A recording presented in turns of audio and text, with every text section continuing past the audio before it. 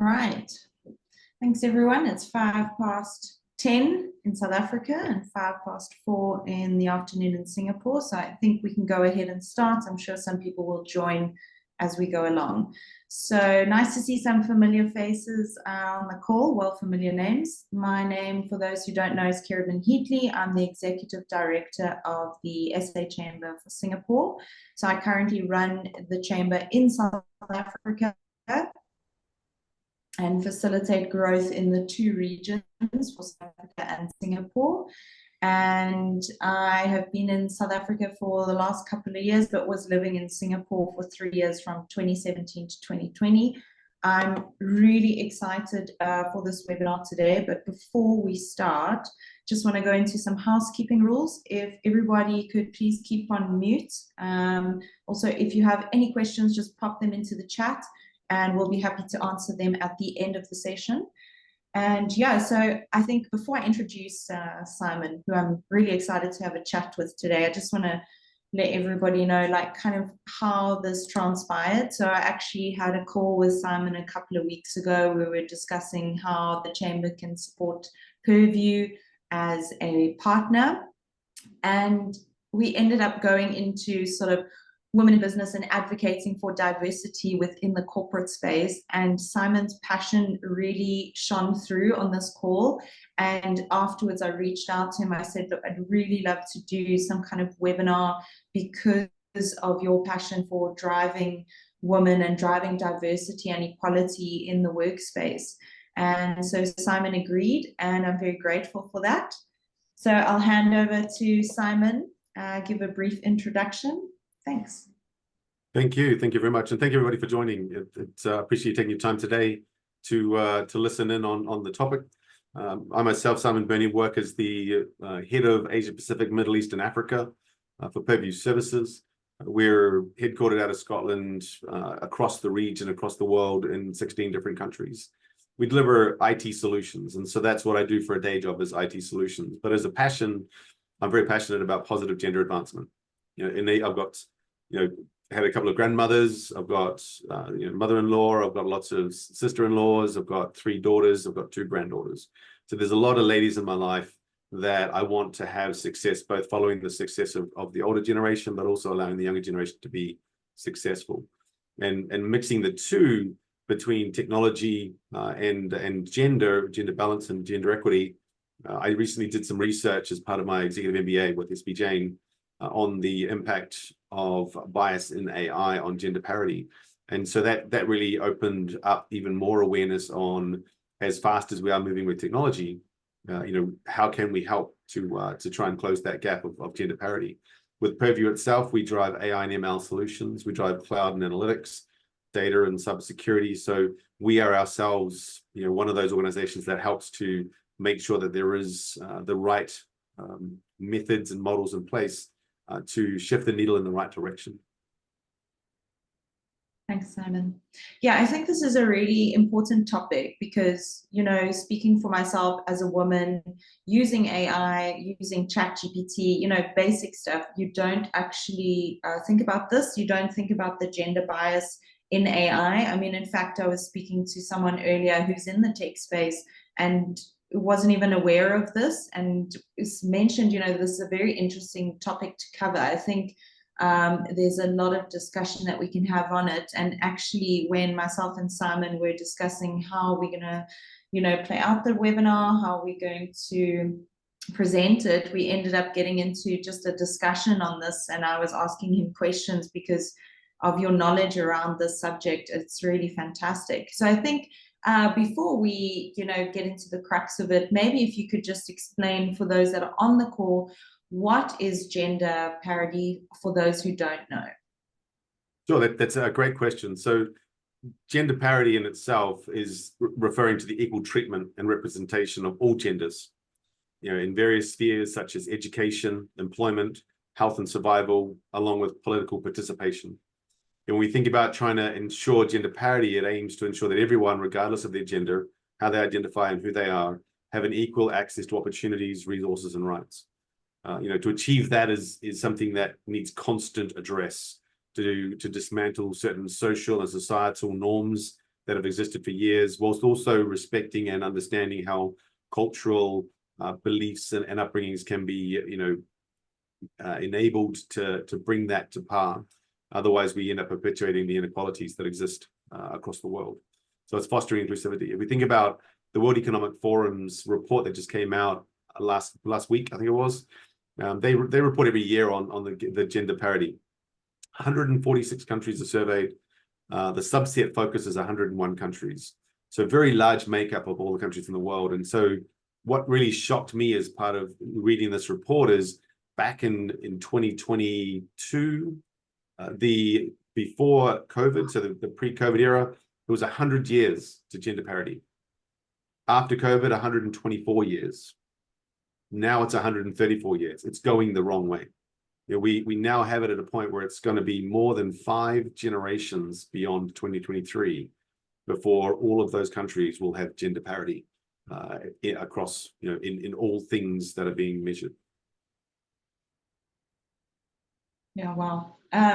Yeah, I was listening to a podcast, and they were just saying, that gender bias is, it's sort of your own idea of how you see it. And it's very interesting. I think we want to kind of understand, how do we avoid gender bias in AI? And what are your thoughts on that, Simon? Yeah, so when we think about how to avoid gender bias in AI, we have to understand what AI is. We talk about AI in every conversation. People are talking about it constantly. But ultimately, if we simmer it down, AI is made up of a large number of technology solutions. We talk about machine learning, we talk about neural networks, we talk about natural processing. The ones that we know the most on this call would be things like generative AI, ChatGPT, Gemini, Anthropic, or image diffusion like DALL-E and Midjourney, which create images. And also that really scary concept of robots. So that's all encompassing of AI. And so how do we avoid bias in AI? It really comes down to what goes in. It's that nomenclature, the colloquial term of garbage in and garbage out. We have to think about the data sets that we are using, that are designed to use those data sets, and ensuring that there is a comprehensive spread and representation of genders.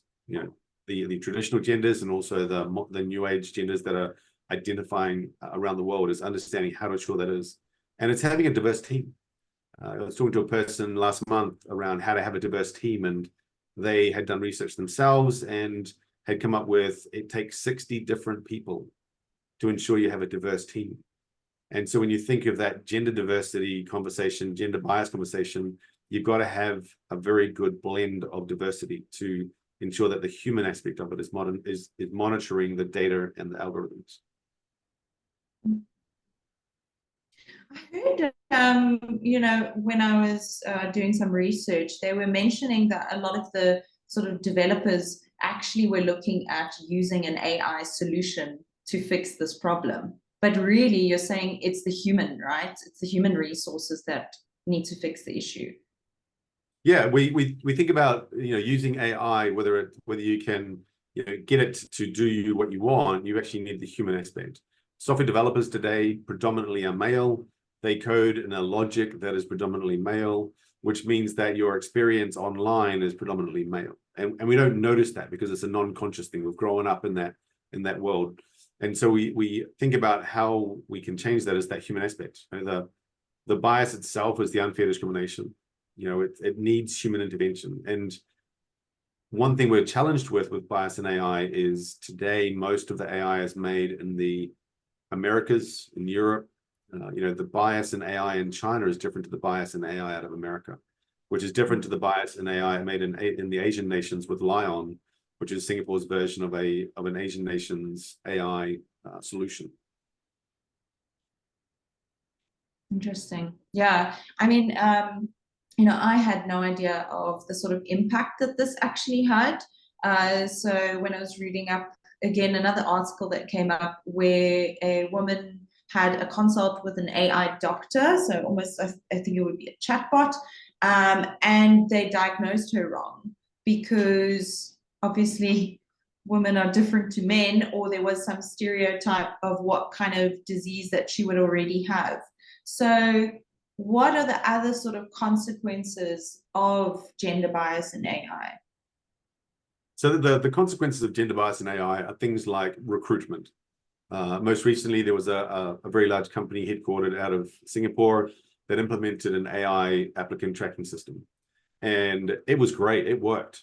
They were closing jobs really well. Problem was, success was defined as a successful applicant.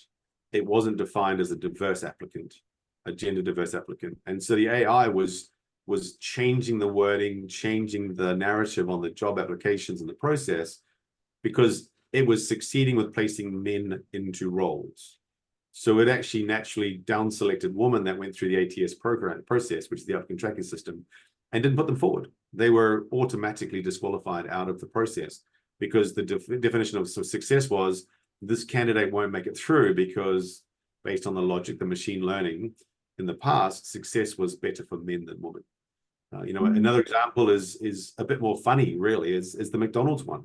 So McDonald's implemented a pilot with their drive-throughs in America with IBM, and IBM's doing a great job to try and ensure there is no gender bias.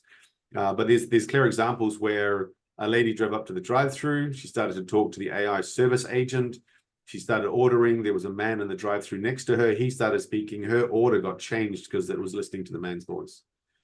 It was something where it stopped listening to the primary voice that was there and started to add food items that she didn't ask for. And when she asked for them to be put back, it didn't say yes to it. It said, no, you didn't order that.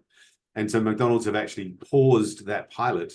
And it was a global plan. They were going to globally roll it out around the world to every single McDonald's drive-through, that you would no longer talk to a human, you'd talk to an AI service bot to place your orders at McDonald's drive-through. So big ramifications in the service industry if they'd gone further forward with it. Yeah. And I mean, so it's all dependent on the AI systems that the corporates are using, right? And then it can implement the women in, obviously, like you say, not hiring. And also, what about when it comes to bank loans, potentially? Maybe there's an issue that will arise there if they're using an AI technology to ascertain who can get a loan and who can't. Looking at a woman, maybe it's a stay-at-home mom, right? That stereotype of she doesn't work, so it's not going to actually benefit the bank in any way. So I think those are some of the repercussions as well. And as women, we need to be very aware of that within companies, within corporates, and this kind of leads me to, I might just skip a bit, but maybe if you can explain how organizations and corporates could measure the gender bias in their AI models. Sorry, I'm jumping ahead a bit, Simon.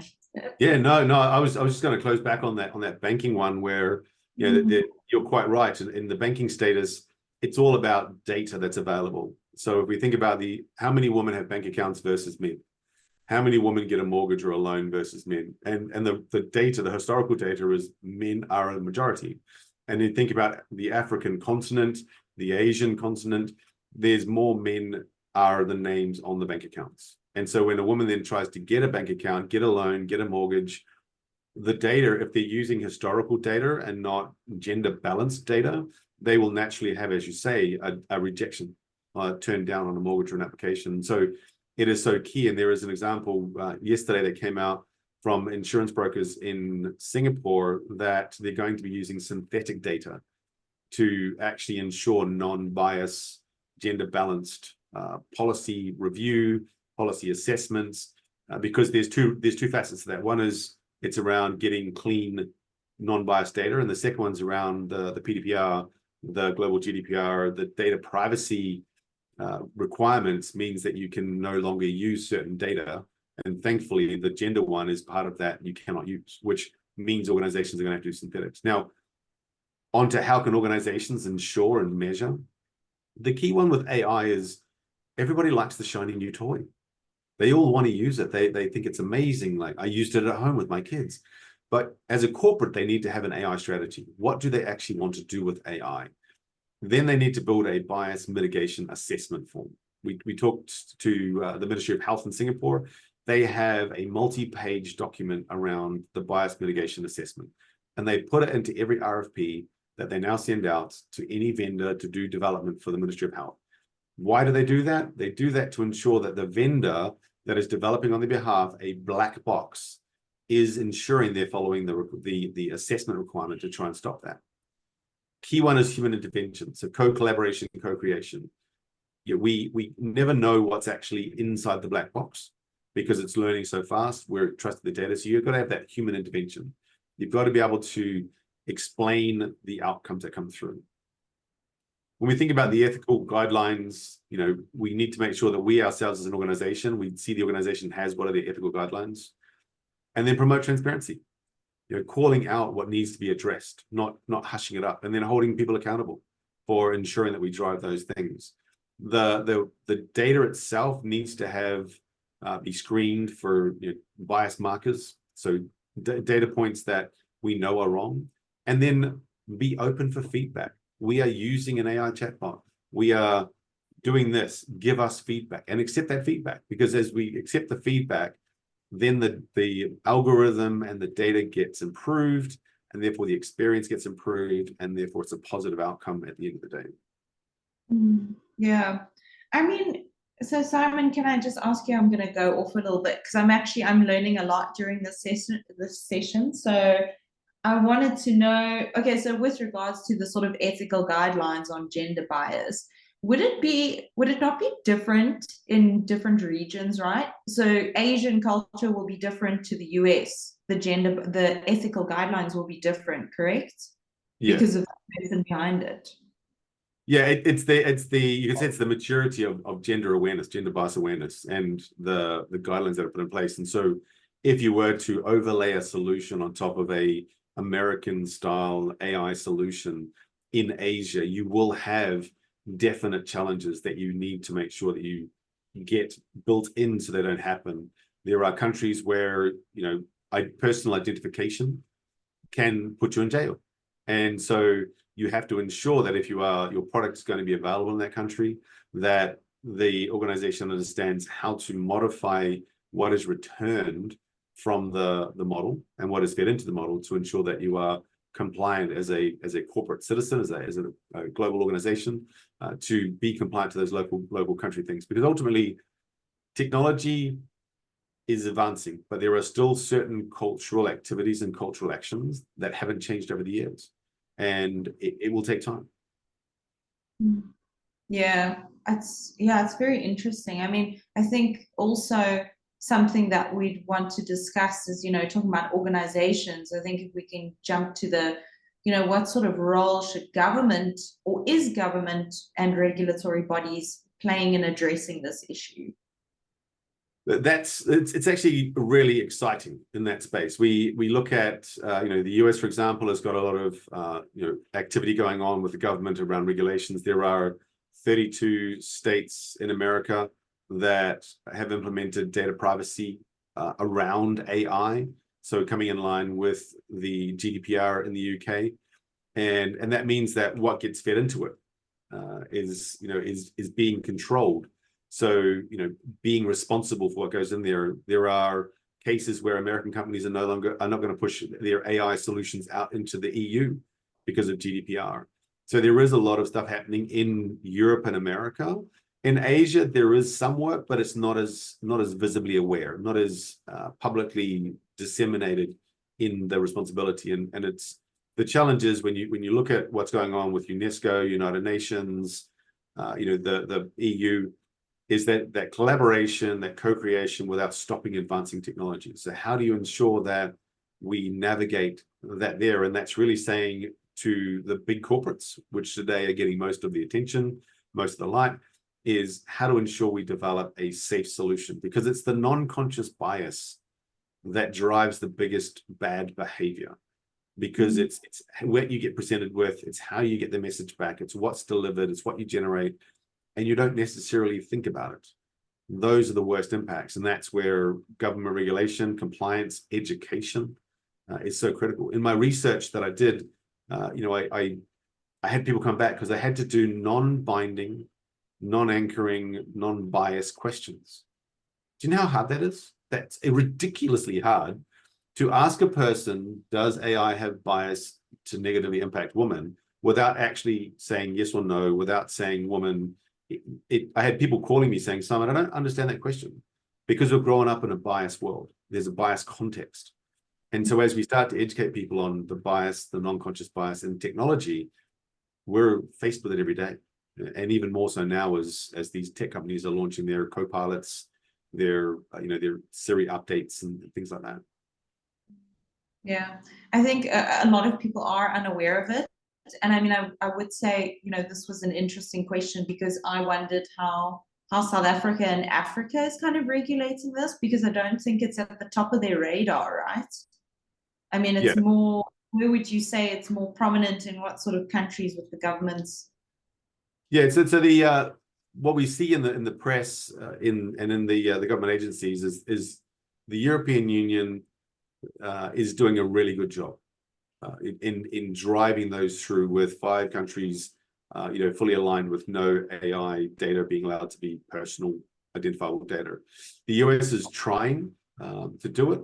When we think about Africa, the challenge with Africa is their awareness. So English as a 3rd, 4th, 5th language, they're not fully understanding what it is, because by the time you try and translate it, they're lost in translation. And whilst AI has been able to learn languages with the data that was fed in and so forth, the maturity of the governments really needs the help of the United Nations and UNESCO and other agencies to really help them to protect their citizens, their women in their countries, to give them greater access.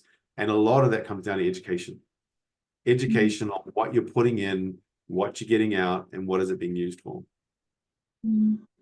Yeah, and I think, look, I'm living in a country where education is lacking, I would say, in many areas, and this is just one of them. So it is about educating people. And, on that topic, I remember when we brought a trade delegation of women in April to Singapore from South Africa and Africa, and we had a tech panel discussion, and then we had a women's panel discussion. And on that women's panel discussion, they were speaking of sort of AI with specifically women, SMMEs, entrepreneurs, but women-owned businesses that are just starting out, and the fear of using AI. Now, I can only imagine, as a person who knows very little, I mean, myself, I know very little. I just use ChatGPT and maybe Copilot on Microsoft. That's about it. But someone who knows less is now being thrown into this world where they don't actually know how to utilize the tools. And I think that's a whole other webinar that we could go into, is, prompting for AI, but also not being aware of this gender bias in AI. It can be quite daunting. And I mean, what would you say are sort of the primary sources of this gender bias? Yeah, it's quite interesting how you talk about it. The entrepreneurs are scared of using AI. When we think about how many developers there are in the world that are on AI, only 16% of them are female. The rest are male. So you've got all of these men developing an AI solution, developing a black box that no one can really explain how it works, but it's got all this masculine bias in there. I met up with Dr. Lewis Froberg, and she's developed a Tara Quest AI roleplay app using AI. And the challenge of having a gender neutral or gender balanced role play game is that most women struggle to role play against a woman, because most of the data is I role play against a male leader, not a female leader. And then what is the perfect female AI leader that I should be role playing against? And so it's not just a matter of saying we're going to make one, we're going to make the perfect AI social influencer that's female, because what is that? It's a whole another load of context. And so working with her team, she's developed the AI role play game and is getting better with more people using it, but it's definitely a challenge. And then we think about my mentor in my executive MBA, Maya. She has an Anna experiment which runs on ChatGPT, and so she put in hundreds and hundreds of context. Because we think about AI, generative AI as a topical point. If you just open the browser and you go to ChatGPT, by default, it will give you a masculine answer, because the source data on the internet is 70% masculine, 30% feminine. And so by default, without doing any context, and we may hear this word context window, you know, Anthropic, ChatGPT, Gemini now have a 2 trillion context window where you can put in half and you get back half. So context is the words in and the words out. Now, if you think about the context, I'm 49 years old. I've got 49 years worth of context, but I'm asking this technology to, you know, write me an email to ask for some information. It'll give it to me as a man.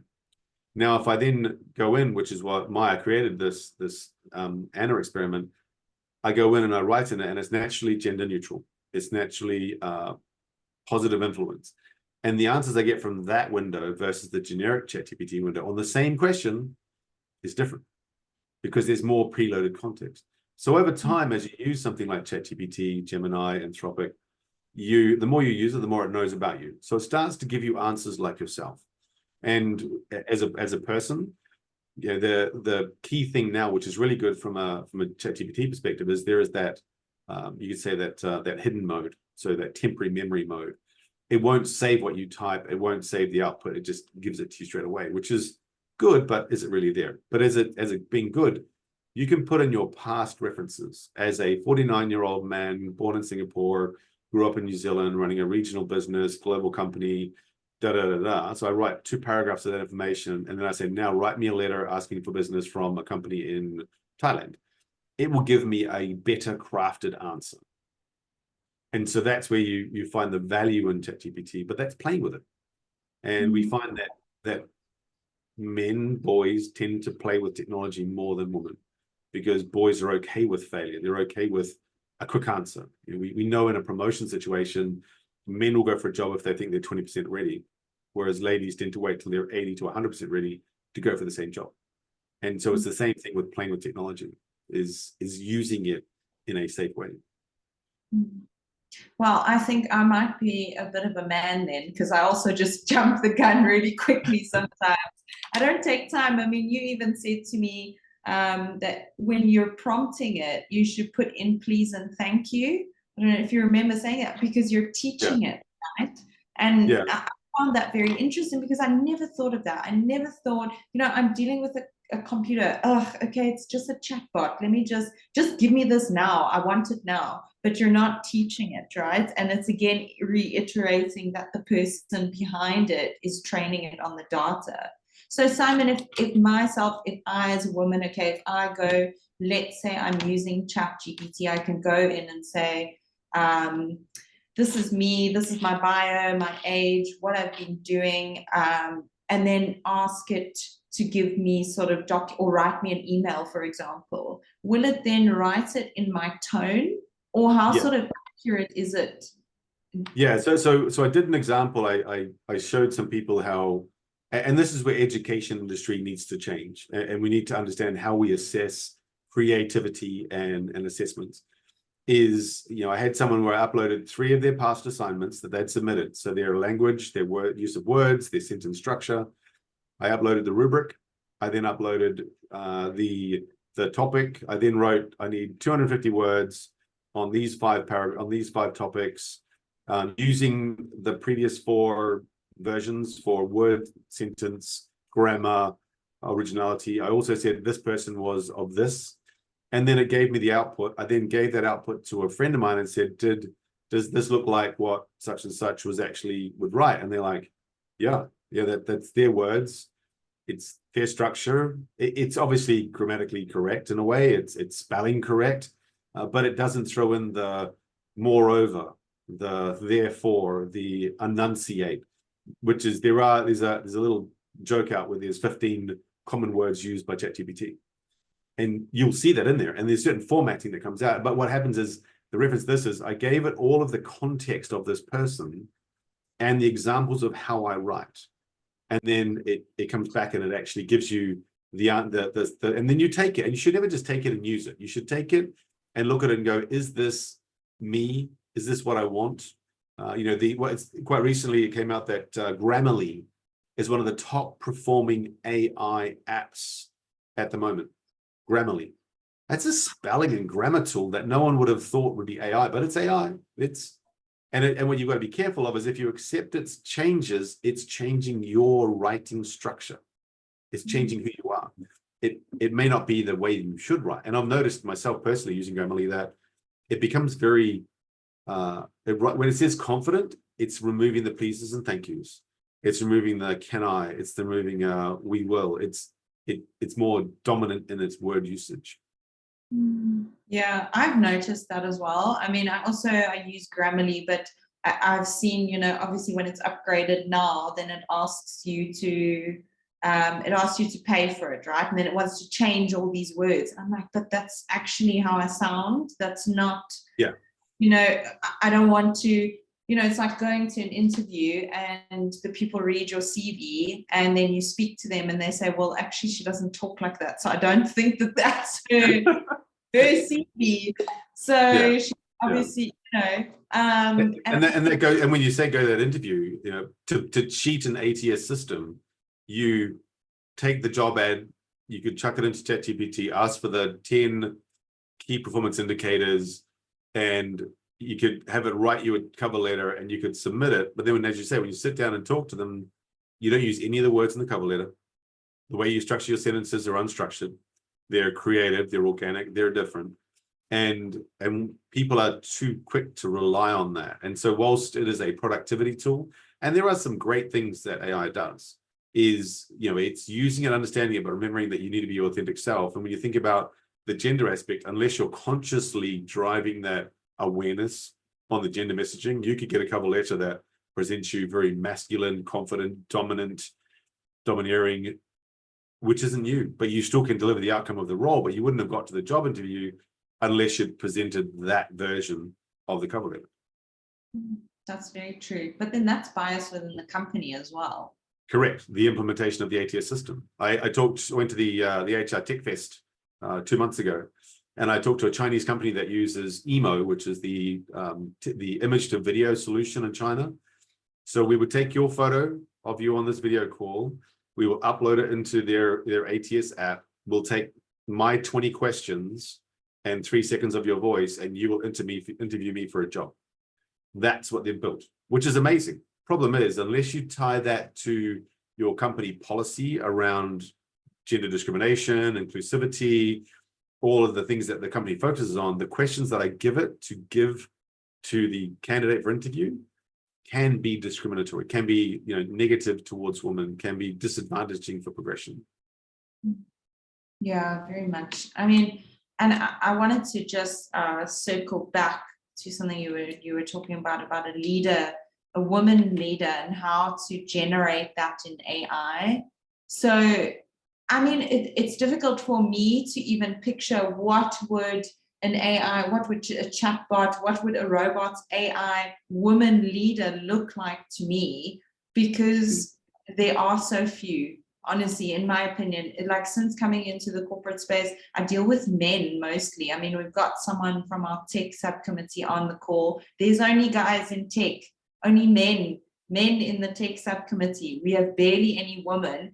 And it's not like we're not promoting women in business or we're not promoting diversity, but then to come across someone who is a leader, who is influential in the way that she deals with other women. I mean, I can probably think of maybe 5 women that maybe come to mind. But how do they ascertain that? Because, like I said, it's going to be different everywhere, right? So, yeah. Can you comment on that at all? That's just a question I'm just thinking of. Yeah. So I listened to a TED talk about the definition of a great leader, and so the TED talk was about, there was 2 people that have attempted to go to the North Pole.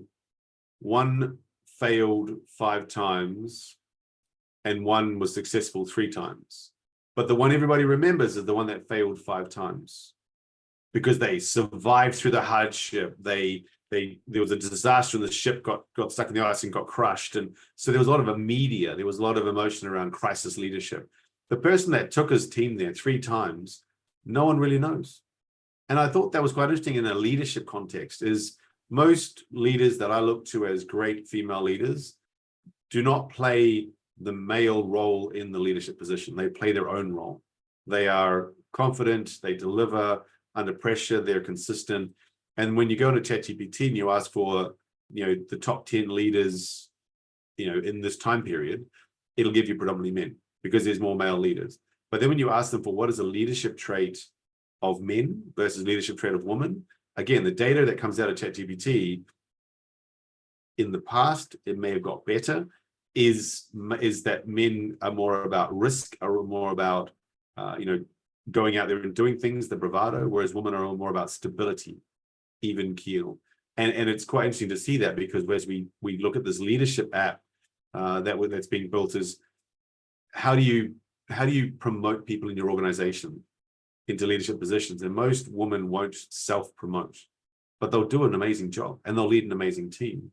And when you rely on the AI context of machine learning, of that data we're missing it if we don't make sure that we have that human context across the top to make sure that we are capturing that. Because in tech this year, my friend of mine, Renee, we signed a petition to say that we will not attend a panel that has a gender imbalance. And there are CISO events where I've said I'm not signing up for it because it's an all-male panel. Because if you try hard enough, there are CISO women that are amazing CISOs. They just don't actually advertise themselves as that because they do a great job. Yeah, but women always need to speak louder than men. I feel we need to speak louder to be heard, and it's a lot, like I've found it a lot more challenging. I mean, coming from a teaching background and coming into, we could say, startup space, it's been, I find, and this is my personal opinion and maybe others can disagree with me, but I've had to work extra hard for people to acknowledge me and see me rather than a man coming in. That's how I feel.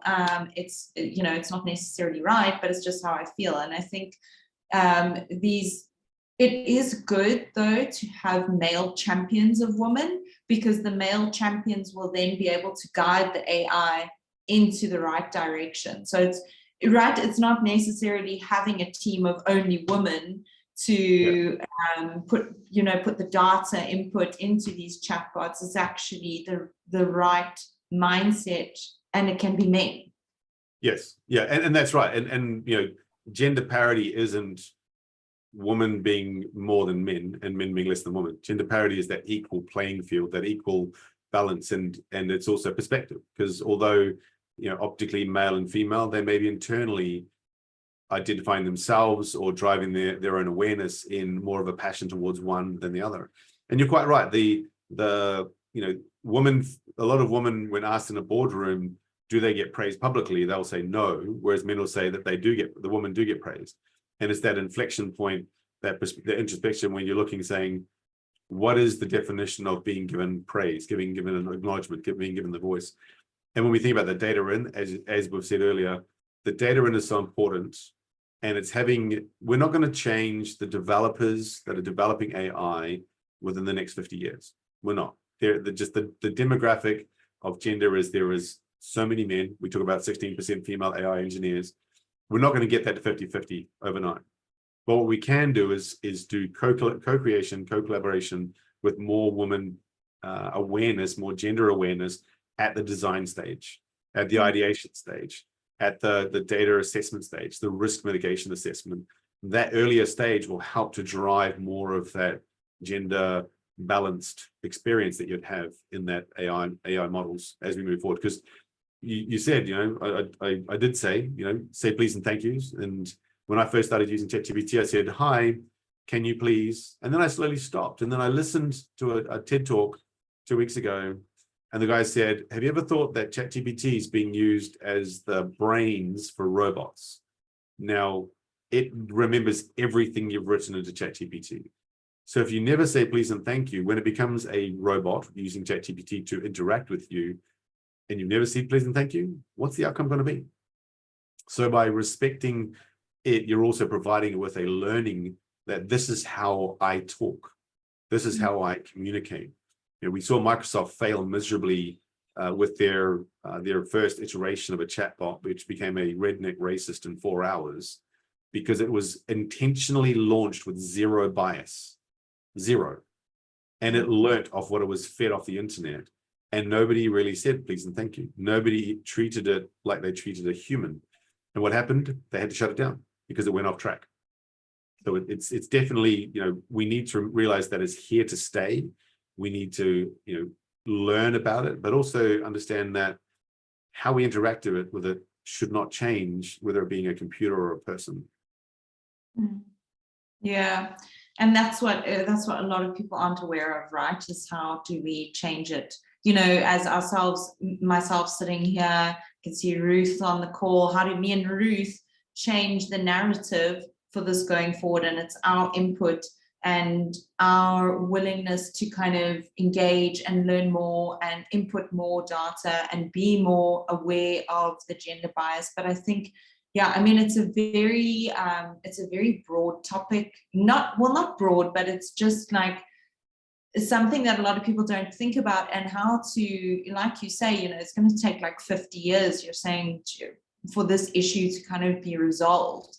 And I see we've got a question that's come in.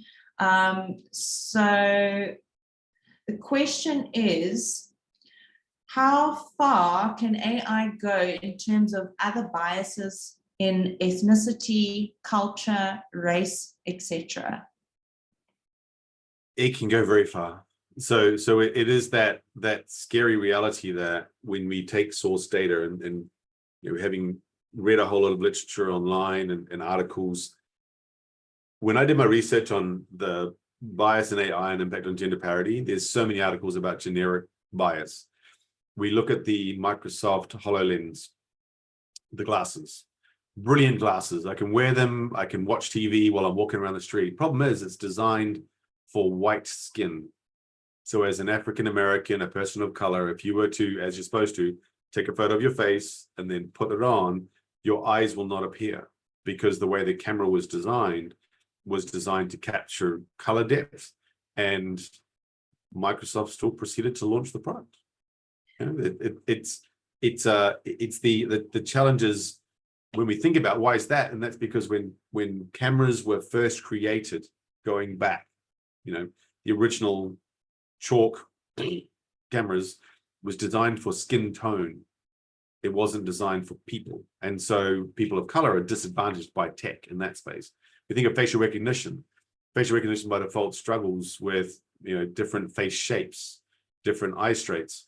I find it quite funny that I grow a beard, I grow a goatee, I grow some hair on top, I don't. Facebook has yet to work out auto tagging on me because I keep changing myself. And that's sometimes my face is red from refereeing touch football, other times it's white from sitting in the office too often. So when facial recognition is modified, it's very weak at the beginning because it's using what it's been fed, but the more you teach it, the better it learns. And then you get better treatment. There's an article I read about in the US that more African-American drivers were pulled over because the cameras that were set up in the area with facial recognition cameras and gave them tickets on the speed camera more than the Anglo-Saxon people. And so the cops were pulling them over more because of the facial recognition. And so there is those challenges of greater bias. How do we help? We ensure we try and be involved with startups, with new application companies. We look at new tech. We give feedback. When you use a tool, an AI tool like ChatGPT, Midjourney, DALL-E, and you don't like it, give it the thumbs down. Say why you don't like it. Because if you don't give feedback, it's going to continue to think what it gave you is accurate. I did a medtech, I helped my friend do a medtech survey. I said, give me 2 elderly people with medtech. It gave me a white man and a white woman. Well, the survey was for Singapore. So I then said, change the people to be from Singapore. Gave me 8 people, different skin tones, different hairstyles, different face shapes, because they gave it context. And I thumbed down the first one because it didn't give me what I wanted. But when I think about it, I didn't ask clearly enough what I wanted, which was a demographic specific country version.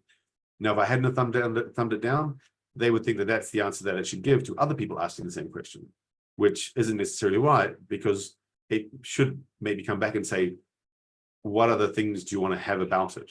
I've got this ask, but do you want, is there any particular ask you want out of it? Mm.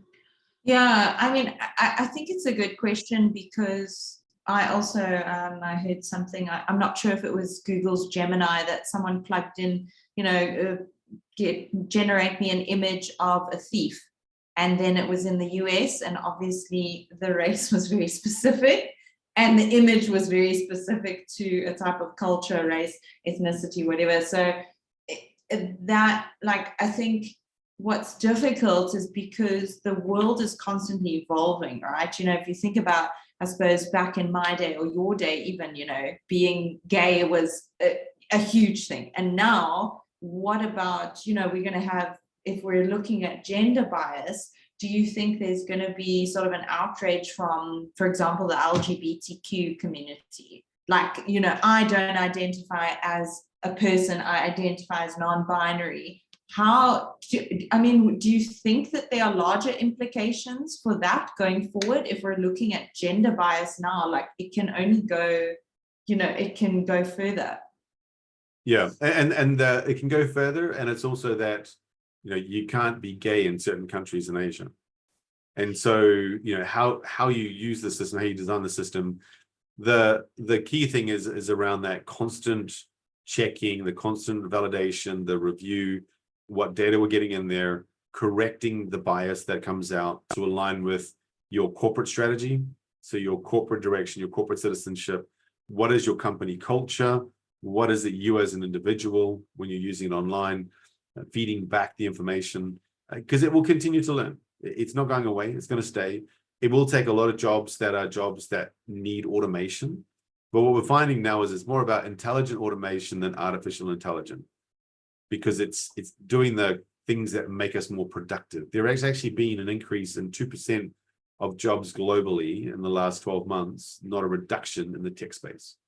It's just the jobs have shifted. They've shifted to being an AI, a prompt engineer, an AI analyst, an AI data validator. So these jobs that are created that are taking away the jobs that were traditionally a marketing person or a finance person or an admin person. So it's about becoming current with AI. So AI won't take your job. It's a person that uses AI will take your job. And get on that journey, be safe and use it. Go out there and reach out to understand more about it. It is changing. In the last 2 weeks, there's been new releases of Anthropic just released a new version that they've called it 3.5. It's better, faster. It has different biases than the older versions that are still available. So, it's just keep learning, but also it's no different to in our human life as being aware of our biases, giving people a voice, remembering that the only person that can change that gender bias, that gender parity balance, ultimately is us. If we can role model and project and make awareness of what is right, or what is right that we feel is right from a balance perspective, that will then resonate out with other people around you. Yeah, for sure. And I mean, it's a societal thing as well, right? So how does society grow with AI? And I think I mentioned to you that I asked one of our members when we were in Singapore doing the Huawei lab tour, I said, what kind of jobs are at risk due to the, impending doom of AI that everybody sees it as. And he was like, I can't answer you. But now listening to you, it's about how we use it, because we have the talent behind it, so to say. And it can't act because it's not a sentient being, right? So it can't act on its own. So it still needs us to function. I had a comment come in, Ruth, thank you. She said this has been a fantastic session and she's learned a lot. So I'm really excited. Simon, so we're going to run out of time now. Do you have any closing remarks before I end the meeting? Yeah, so thank you everybody for taking the time to listen to the sharing that I've done, the interaction we've had. What has triggered my mind in the last 6 months as part of my research is there is so much. And what we can do ourselves is to be active, be engaged, be a voice for those that don't have one. Connect with people that are doing the right thing in your social platforms, whether it's on LinkedIn, whether it's on Instagram or Facebook or TikTok. Connect with them. There's so many applications out there. There's thousands of AI apps that are being developed to try and ensure there is gender parity. Post this video, I'm going to put together just some of the notes and some of the links to different apps that you can go to, which are people across the world that are developing positive gender apps for women to be more aware, more educated, more included in that AI journey. And just stay connected. It's a topic that is always changing, and there's always something new. The McDonald's one was new. It came out recently. And then there was one that was an American airline put in an AI bot, and it gave away free flights because it was designed to serve people. So there's so much there. So what I say to you is read the stuff that comes out after this, but just be connected. Talk about it. Bring it to the surface. Yeah. Thank you so much. No, thank you so much, Simon. I've really enjoyed this session personally. And I look forward to maybe we can do another talk soon. But everyone keep a lookout. We'll send out a blast email with all of the information that Simon's just mentioned, as well as his contact details if you wish to contact him. And of course the chamber. So if you want to have a look at more of the insightful videos and discussions we've had, go to www.sham.sg. And thank you so much everyone for your time. Yeah, have a great afternoon and evening. Take care. Thank you. Bye-bye.